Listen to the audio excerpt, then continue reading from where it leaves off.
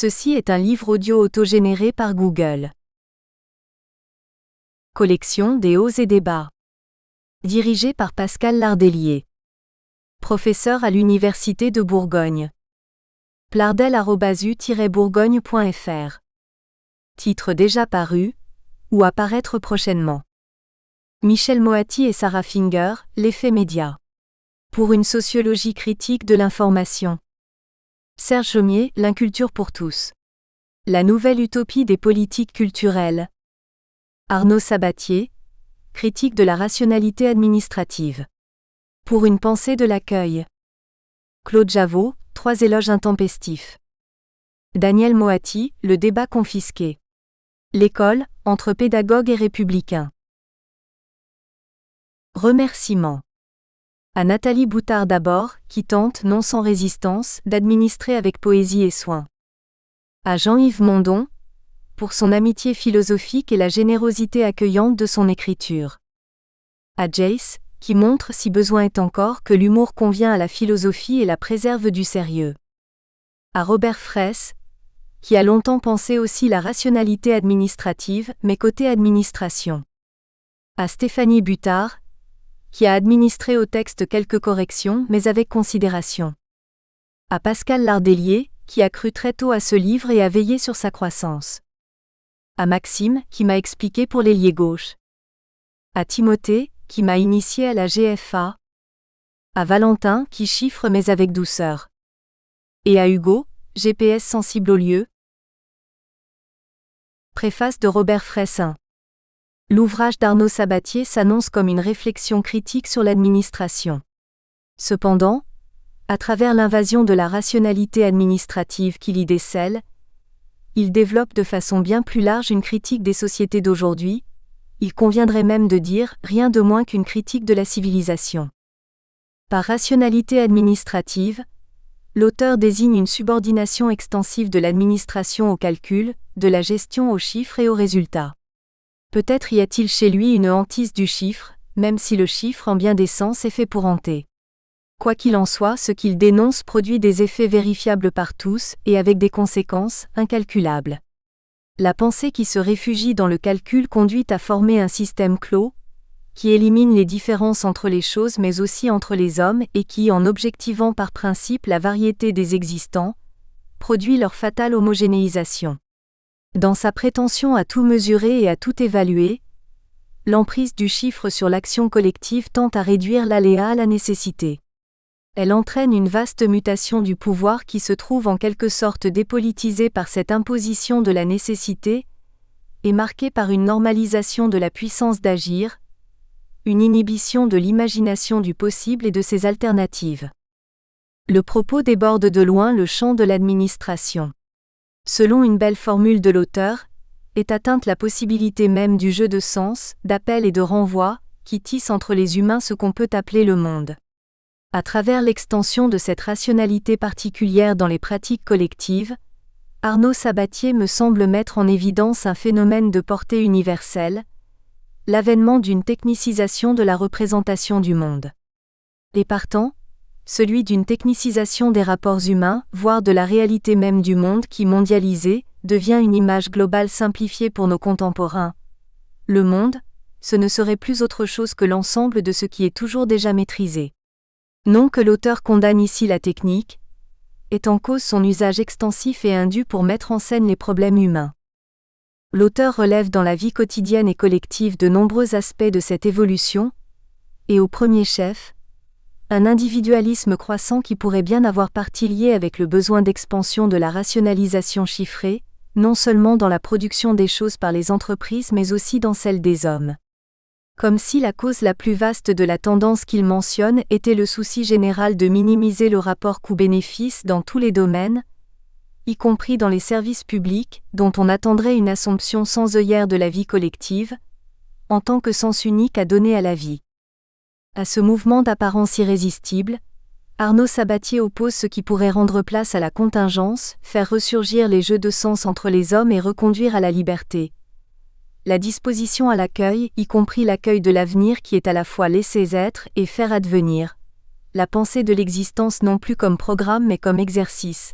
la finitude, reconnue comme notre loi, l'ouverture des lieux à la place de l'occupation de l'espace. Loin de former un programme, cette vision de l'existence comme accueil des autres et don de la parole conduit au contraire à une déprogrammation du monde, elle rouvre la possibilité du possible. Dans sa dénonciation de cette réduction du champ de notre monde mental, l'auteur plaiderait-il pour une sorte de restauration du sens social d'avant la révolution technologique? Pour un retour au présocratique? L'ouvrage est par trop tissé de notations saisissantes sur le temps présent dont chacune fait sens au-delà des faits, pour qu'on soit tenté de le penser. Nul il faut, dans ses conclusions, mais le simple constat que sans la nouvelle pratique d'une vie ouverte dont il esquisse les traits fondamentaux, nous serons livrés à la fatalité. La thèse est nourrie d'une vaste culture philosophique. Stigmatisant au passage l'influence de Platon et de Descartes dans ce basculement de civilisation, on peut en discuter. L'auteur puise bien sûr dans les écrits de Heidegger sur la technique, dans ceux d'Arendt, de Lévinas et d'Agamben, mais plus encore, dans l'œuvre de Jean-Luc Nancy, qui semble bien être son inspiration la plus proche, confère par exemple Le sens du monde, Galilée, 1993. On l'aura compris, le spécialiste ne trouvera dans cet ouvrage, dont ce n'est pas l'objet, aucune analyse concrète des pratiques de la gestion publique. Ce qu'Arnaud Sabatier nomme « rationalité administrative » au singulier, et dont il forge ici l'abstraction conceptuelle, désigne avant tout le fil rouge d'où part sa réflexion. Car même de plus en plus marquée par la tendance qu'il décrit, la raison administrative n'est pas une. Elle reste dans chaque tradition nationale, déterminée par des logiques historiques multiples, coutumières, royales, impériales, républicaines, démocratiques, s'il en est. Et s'il est vrai que l'administration française est aujourd'hui soumise à une vaste technicisation de ses critères de gestion, par-delà même le management, dénoncé par l'auteur, une contradiction constante et multiforme y règne entre des segments technicisés, la pesanteur de la règle, l'injonction du pouvoir, les mouvements de la connaissance sociale et l'exigence de l'accueil, y entretenant dans un bruit confus ouverture et jeu de sens qui laisse place, dans une mesure variable, à la liberté d'être parmi les autres. Gérer de façon ouverte la tension complexe mais inéluctable entre moyens et finalités publiques, y est un combat incessant. Mais ce combat appelle bien en effet la construction de nouveaux ensembles humains, juridiques, institutionnels, capables de favoriser, disons, l'accueil de l'être, au moins comme promesse. Robert Fraisse II, le 29 septembre 2010. I would prefer not to. Melville Bartleby. Attention.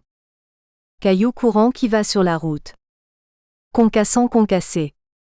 Jusqu'au concassage au-delà duquel il n'y a plus que matière à micrométrie. Et marque narque. Nerf sauté. Comme une couverture de barbelé. En jet dans la faconde où tout bombe et tout bombe. Marque-boise et mal éteint mal poli. La finasserie d'accord avec la bondieuserie et le commerce de tripes de ficelle et d'huile lourde. Plus outre la cabale. Les soutanes, les pédales et ces népales qui font la foule des hurleurs. Henri Michaud, qui je fus. Le prix de l'excellence. On réforme et révise beaucoup depuis peu, on rationalise et modernise, dit-on, afin de servir mieux les usagers, de façon plus efficace, plus efficiente et performante, plus responsable et respectueuse du public, plus attentive aux agents. Formes et champs sont divers et variés. Recherche, justice, santé, école, fiscalité, sécurité, police, et ce que l'on appelle la révision générale des politiques publiques 3. Incontestablement, le mouvement s'accélère et se diffuse. On peut néanmoins se demander si cela ne revient pas à une unique entreprise généralisée d'administration, et l'on entendra ici un processus, non pas seulement une structure. Techno-administration plutôt, c'est-à-dire la modalité la plus radicale d'une technocratisation qui consiste à soumettre les savoirs à une logique comptable, subordonner la pensée au calcul et aux résultats, évaluer les actions de l'homme en termes de performance, bien gérer ses ressources et son capital et finalement, confondant choses et chiffres, règles et régulations, projets et programmes, à rabattre l'agir humain de l'acte politique sur l'opération technique. L'État réformé et modernisé sera performant et rationnel peut-être, techniquement dépolitisé, assurément. Les sciences sociales fournissent sur ces réformes de nombreuses analyses critiques très documentées et fort intéressantes, soit générales 4, soit appliquées à un domaine particulier 5. Sans nier la pertinence de ces approches scientifiques, sans se priver de leur apport, nous adopterons autrement le point de vue de la philosophie et de la pensée, avec ce que cela signifie de distance, de patience, de détour, d'insolence, d'étrangeté, non pour chapeauter, non pour fonder, mais pour dénoncer aussi différemment 6.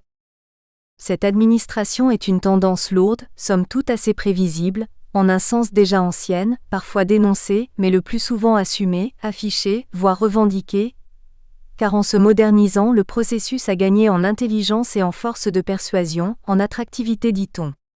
L'administration n'a plus rien de la bêtise triste des ronds de cuir 7, ni du parasitisme satisfait de bureaucrates imbus, ni de l'intransigeance froide et dogmatique des planificateurs.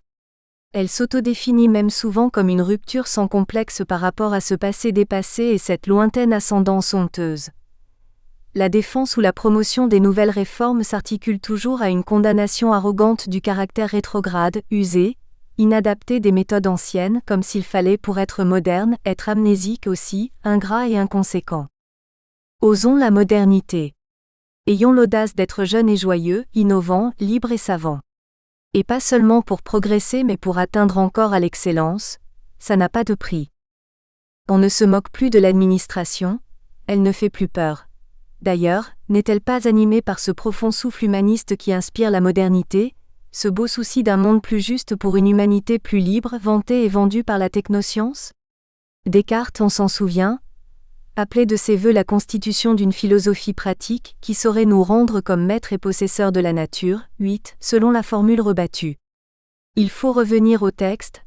Le projet cartésien est à la fois programmatique et généreux en ce qu'il travaille à la possibilité de parvenir à des connaissances qui soient fort utiles à la vie.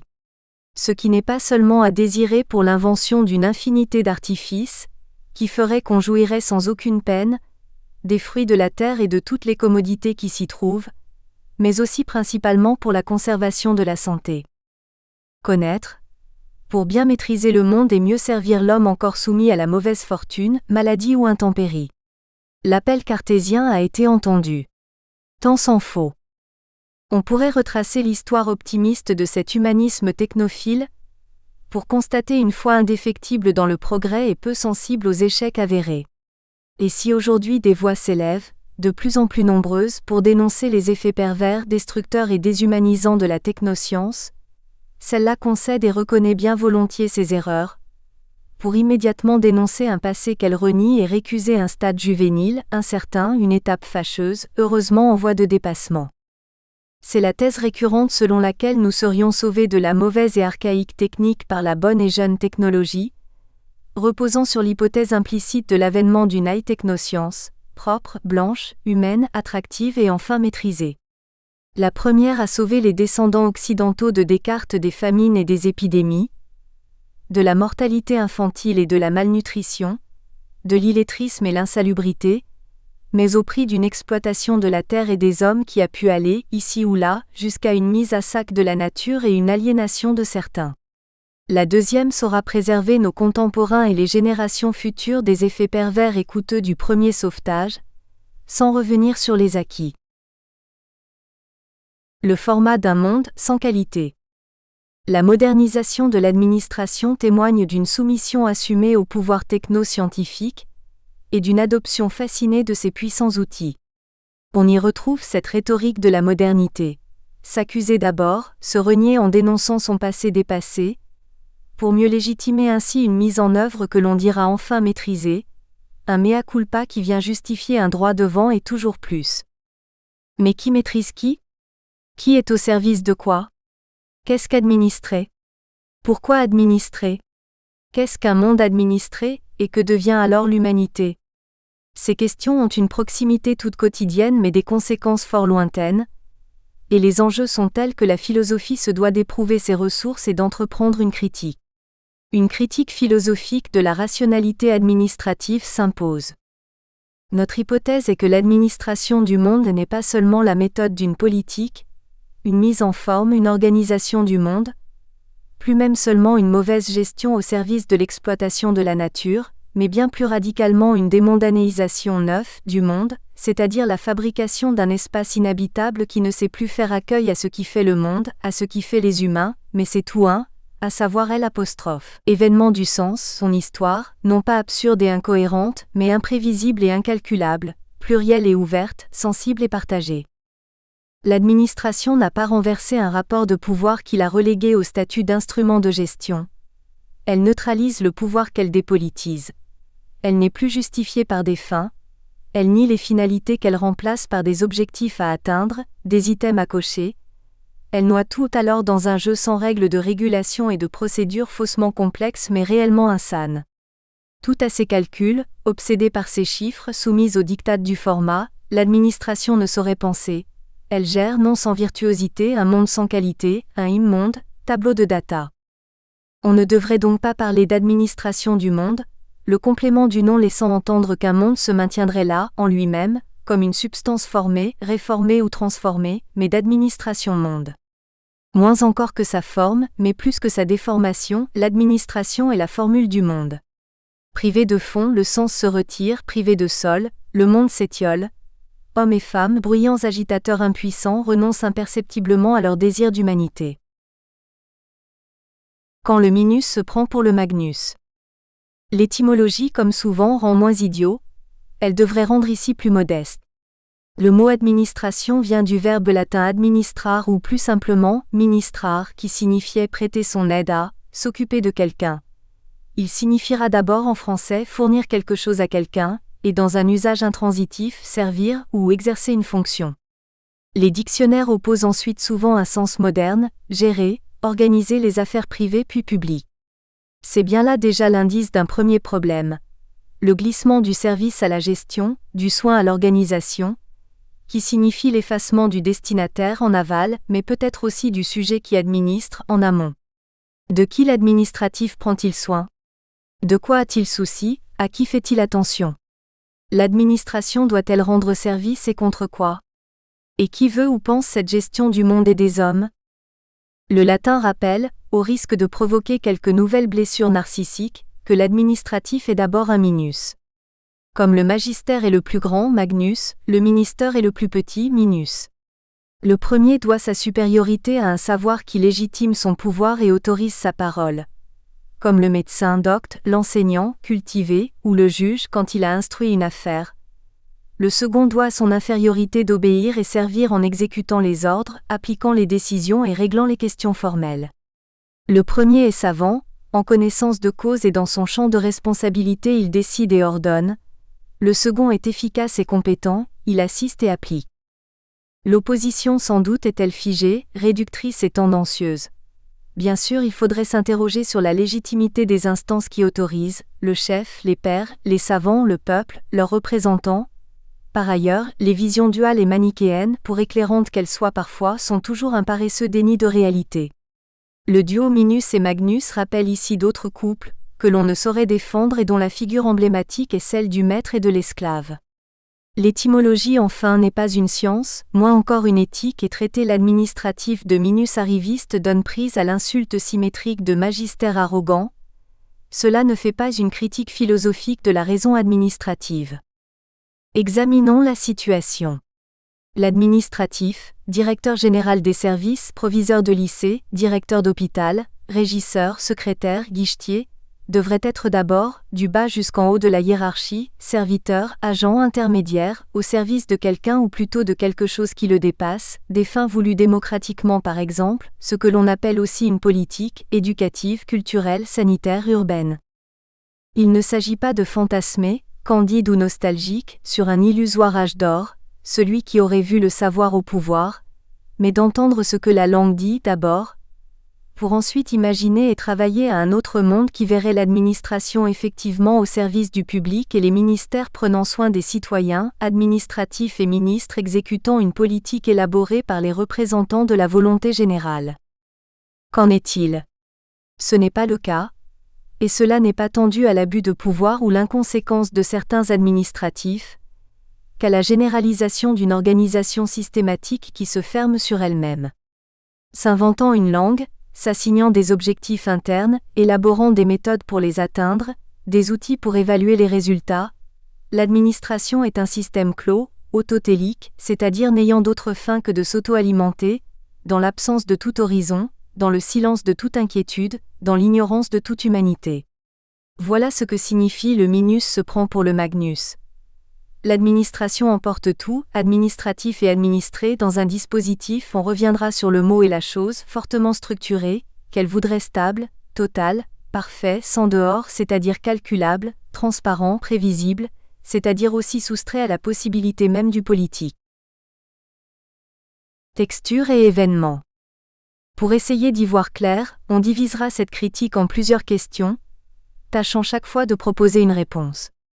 On distinguera 6 concepts majeurs de la philosophie classique que l'on essayera toutefois de reconsidérer, déconstruire, pourrait-on dire aussi, si l'on entend par là accueillir et féconder, c'est-à-dire encore être sensible et fidèle à ce qui est, tout en préservant et provoquant l'étrangeté vitale du sens. On commencera par la question du monde, et de ces choses dont l'essentielle relationnalité est niée par l'administration. Ils sont l'objet d'un enchiffrement généralisé ou itemization. Une pensée de l'accueil et du concret, ancrée sur une ontologie de la relation, s'attachera alors à déchiffrer le monde en veillant avec simplicité et patience, à revenir aux choses et en prendre soin, à considérer avec estime la contextualité et la fragilité du sensible. Puis on envisagera la question du pouvoir administratif, marqué par le renoncement au droit et à la politique. Des ajustements et des régulations, voire des réglages, tiennent lieu de justice et de règles. Une pensée de l'accueil et du commun, sous la figure d'une éthique du soin et d'une politique de la convenance, devra déréguler le monde, non en le livrant à lui-même, mais bien au contraire, en inventant la règle du jeu des multitudes, le nomos, en redonnant sens au partage et puissance au pouvoir, c'est-à-dire encore en restaurant le caractère politique de l'aventure humaine. On évoquera ensuite la question centrale de la logique, 3, qui révèle le plus clairement et le plus définitivement le programme administratif de résorption de la contingence au profit de la nécessité par la mise en œuvre d'une logistique de dispositifs, ignorant que la logique, le logo est en son fond le recueil sensé et soucieux du sensible. Une pensée de l'accueil et de l'agir saura faire droit à l'aléa et préserver la précaire possibilité du possible, à l'occasion d'une esthétique du divers, elle travaillera à indisposer le monde. Nous poserons les questions du temps, 4 et de l'espace administratif, caractérisé par une obsession insatiable, exclusive et interventionniste de programmation et de localisation, tout prévoir, tout voir, de maîtrise pour le dire en un mot. Une pensée de l'accueil et de l'ouverture veillera à préserver la fécondité vulnérable de l'avenir et à ménager la diversité symbolique des lieux, soit déprogrammer et délocaliser le monde, art de la finitude, et poétique des lieux. On terminera par la question du langage administratif, VI, qui accompagne, porte et valide ces réformes. Il s'agit plutôt d'une signalétique qui fait parler peu mais faire beaucoup, inapte au dialogue, insoucieuse du sens. Une pensée de l'accueil et de l'entente tâchera de favoriser la communication d'abord, et de prendre en garde la vertu poétique qui préserve de la sédimentation informationnelle l'étrangeté des langues, mais aussi celle des êtres et des choses. Elle désinformera et donnera la parole, elle donnera le don qu'est la parole. Ces moments sont distingués par commodité, cela ne doit pas cacher la profonde unité et cohérence de ce qui se passe. On comprendra qu'un monde, c'est aussi bien une conception du pouvoir et du savoir, qu'une représentation du temps et de l'espace, une culture ou un langage. L'être humain n'est pas un substrat neutre, une essence pure, un sujet souverain qui se verrait doté ensuite d'attributs distincts, le langage, la mémoire, le désir. Il est traversé de part en part par chacune de ces déterminations qui s'entremêlent comme des fils inséparables dont le tissage constitue la texture de l'humanité et dont l'âme serait, vide central, néant fécond, la possibilité.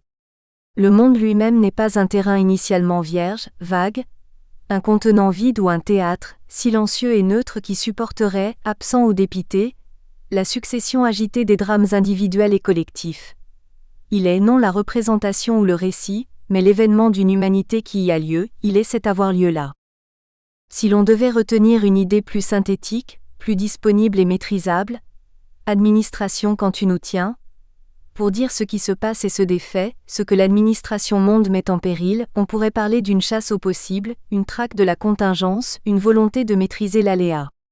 Le rêve de la rationalité techno-administrative est l'installation du régime de la nécessité, sa figure en est le parc d'attractions total et sans dehors, là où tout est payant mais ludique, méthodiquement organisé et scientifiquement prévu, doucement régulé et festivement fléché, avec science et précaution, non pour des usagers ou des citoyens mais pour des clients qu'il ne faut plus servir mais satisfaire et dont le bonheur et le désir sont très savamment programmés. 11. Force stérile, puissance généreuse. La critique peut sembler excessive, peu nuancée, ignorante du terrain et relevée de l'ingérence disciplinaire. Elle a sans doute quelque chose de décalé, pressé et total. Mais il y a que nous n'en sommes plus aujourd'hui, à la dialectique du verre à moitié vide à moitié plein. Le verre est quasi vide et le désert ne semble pas touché par le repli de la croissance 12. L'heure est moins à la sauvegarde qu'au sauvetage. La croissance du désert n'est plus seulement métaphorique et le concept ne saurait mûrir et patienter plus longtemps. À seulement analyser ou espérer, la pensée se renierait. La philosophie ne pourra cette fois encore arriver trop tard, telle une chouette de Minerve, diva irresponsable et faite, confortablement crépusculaire. L'hégémonie grandissante du nécessitarisme techno-administratif, l'obsession pathologique de l'évaluation chiffrée, la soumission mondiale et exclusive à la rentabilité, l'invasion du formalisme, du formatisme qui refoule la pensée et anémie l'imagination, doivent être mises au jour, dénoncées, combattues, comme autant de mises en péril de la mondanité du monde et de l'humanité des humains. Mise en péril d'autant plus pernicieuse que le dispositif s'avance masqué avec ses airs de fête spectaculaire et son déguisement ludique et enchanteur de progrès moderniste, car l'époque n'est plus à la tyrannie mais à la manipulation douce, sucrée et pour une bonne part participative. Critiquer et faire donc, mais l'activisme ne sauvera pas de l'attentisme.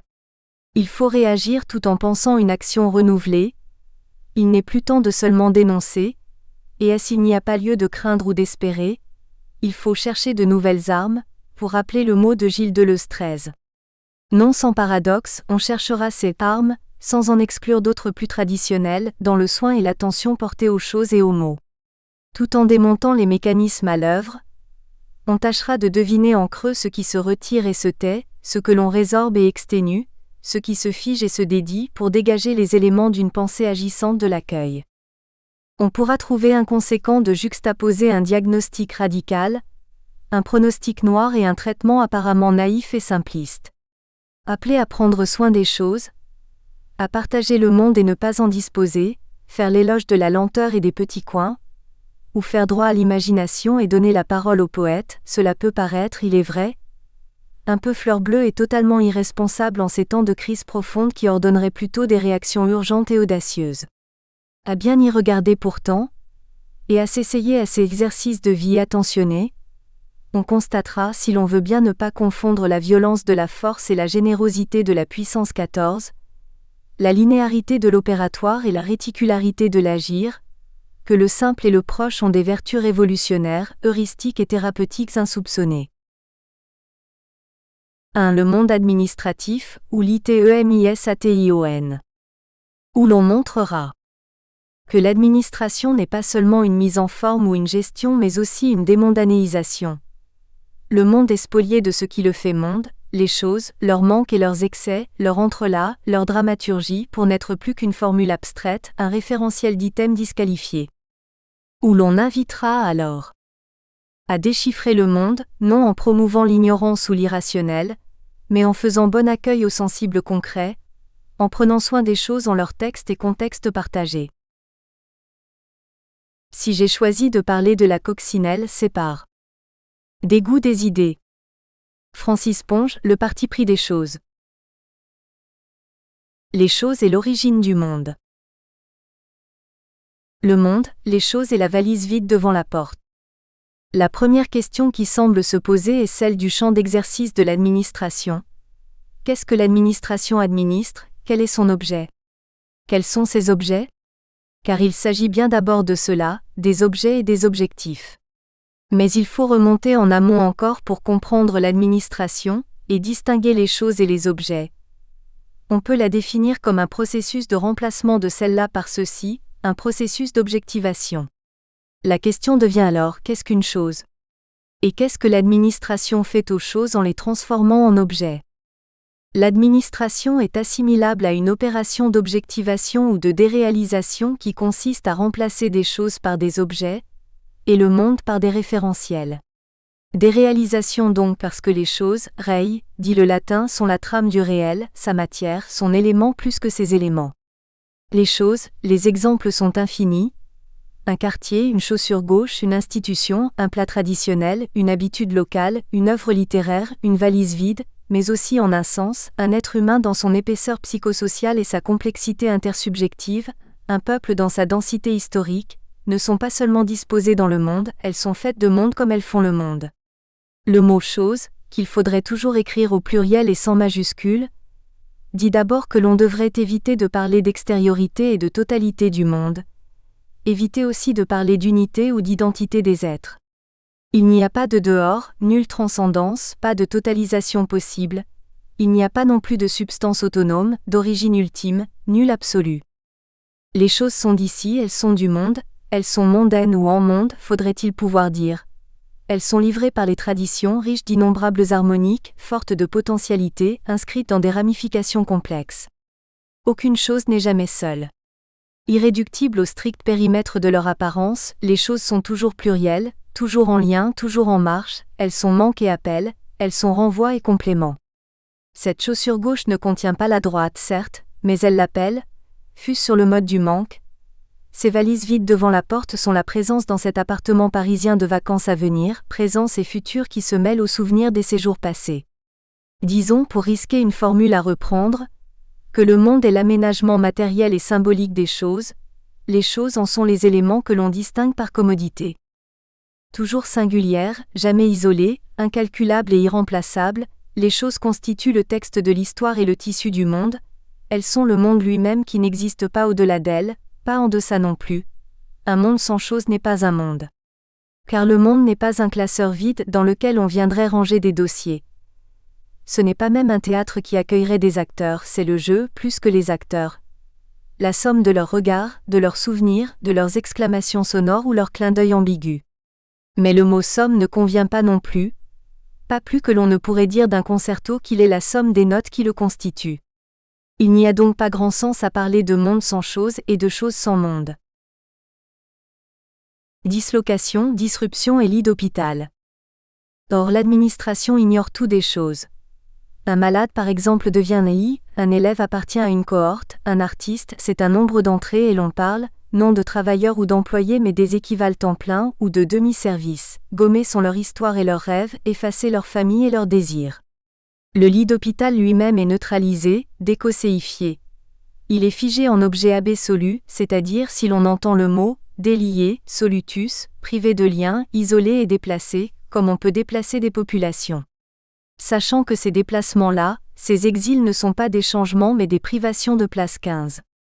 Il ne s'agit plus seulement de délocalisation, mais de dislocation. On n'opère pas un mouvement d'un lieu à un autre, mais une mise hors lieu, là où les êtres n'ont plus leur place, là où les choses n'ont plus de lieu et n'ont plus lieu 16.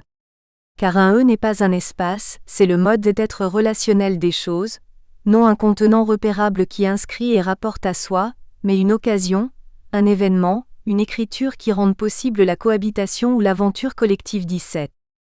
Le lit d'hôpital est sans âme, dit-on parfois. Comment entendre cela ? Privé de lieu, il est aussi privé de temps. Il est sans mémoire et sans espoir assurément, d'aucun lieu. Il ne doit être d'aucun temps, blanc et neutre, il doit donner l'impression de n'avoir rien vécu et de ne rien vouloir dire. Il lui faut oublier ce qu'il a entendu ou vu. Il lui faut effacer toute marque de vie, pire encore, toute trace de mort. Un lit d'hôpital n'a pas d'histoire. Il est l'espace d'une succession d'opérations discrètes, une suite d'instants juxtaposés, c'est-à-dire alignés sur le fil du temps, comme une suite de numéros dans un annuaire, comme une liste alphabétique, comme des gens dans une file d'attente, comme les points d'une courbe sur un graphique. Si la dislocation est la mise hors lieu, on peut parler ici de disruption, une mise hors temps. Les occupants successifs du lit d'hôpital, ceux qui attendent dans leur file sont comme évacués hors du temps, celui qui passe continuellement, en retenant et anticipant, en intégrant les divers moments, la durée 18. Il faut effacer et blanchir après chaque passage, car vite et toujours les hommes marquent leur territoire, l'aménagent, le polarisent, ils mondanéisent ou chosifient. Ces mots peuvent sembler inutilement complexes, Il renvoie à des gestes simples et quotidiens. Le malade qui préférera, s'il en a le droit, venir avec l'oreiller de la maison. L'élève qui taguera sa chaise où y gravera ses initiales et celles de son amoureuse. Si les initiales sont ce par quoi commence le nom propre est ce par quoi commence une existence identifiée car différenciée proprement dite. Après chaque passage, il faut gommer toute signature, toute tentative de donation de sens, toute appropriation et le lit est déinitialisé, ou réinitialisé, comme dit l'informatique pour recommencer à zéro. On veille donc à dépersonnaliser, à effacer les effets de cette personnalisation. Personnalisation, appropriation, privatisation. Il faut annuler ce marquage indu de territoire par souci de justice, nous dit-on, pour servir mieux le public, ajoute-t-on. La question est de savoir si l'on peut dépersonnaliser autrement qu'en impersonnalisant, si c'est l'impropre qui protège des appropriations, si le public doit éradiquer le privé. On peut accuser l'élève indélicat de souiller son territoire, tel un mal captateur et dominant. On peut lui interdire d'imposer sa verve douteuse à ses successeurs qui aimeraient travailler dans de bonnes conditions. On peut le punir pour dégradation de biens publics. Certes, tracer revient parfois à souiller 19, mais on devrait s'interroger sur ce désir permanent de marquer qui revient somme toute à faire monde, à faire chose et plus simplement encore, à donner sens et exister, c'est-à-dire être remarquable. L'administrabilité des choses. Tracer, marquer pour se démarquer et signer sa différence ou borner sa propriété, cela importe au plus haut point aux humains, mais ne compte pas pour l'administration qui refoule le monde, les choses, le sens. Il ne peut en aller autrement, car pour être efficace et faire ce pourquoi elle est faite, elle doit être fruste, simpliste, linéaire, il lui faut pour aller à l'essentiel, dit une formule peu regardante sur ce que pourrait être l'essence, réduire le divers, concentrer le multiple, figer le mouvant, ignorer le contexte et baliser les parcours, les process. L'administration ne peut pas ne pas renoncer à prendre en charge un réel toujours pluriel, changeant, fractal, rhizomatique, qui appellerait une pensée archipélique, vain et une habitation articulée et solidaire. Elle doit s'inventer, au contraire, un monde continental et des objets administrables, des monolithes hors lieu et sans mémoire, des items susceptibles de mise en équation, que l'on peut cartographier et maîtriser. Elle doit alors travailler, en amont de l'administration, à l'administrabilité des choses. Administrer les choses signifie, avant que de les gérer ou les organiser, les rendre administrables, les objectiver, en faire des objets, unilatéralement, univoquement des items simples et identifiés. L'administration, avant de travailler à des méthodes d'organisation de l'État, des institutions ou de la société, opère une mutation d'ordre ontologique en fabriquant des objets. Les objets sont des choses ontologiquement modifiées. Plus précisément, ontologiquement neutralisées, c'est-à-dire finalement désontologisées, ou encore privées de leur être. Car ce qui fait l'être de la chose, c'est précisément ce dont l'objectivation la prive. Les histoires dont elle a été le témoin plus ou moins silencieux, les événements qu'elle a accueillis, les corrélats auxquels elle se rapporte.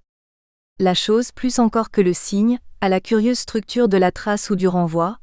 Elle retient à la présence ce qui a été, elle maintient ensemble le dissemblable, elle contient ce qu'elle n'est pas et le fait être néanmoins, en un autre sens. Ces liens et ces renvois, nombreux et complexes, sont les mailles du tissu du monde. Moins substance que relation, les choses sont instables et relatives, indisponibles et irréductibles, labiles, insaisissables, incontrôlables.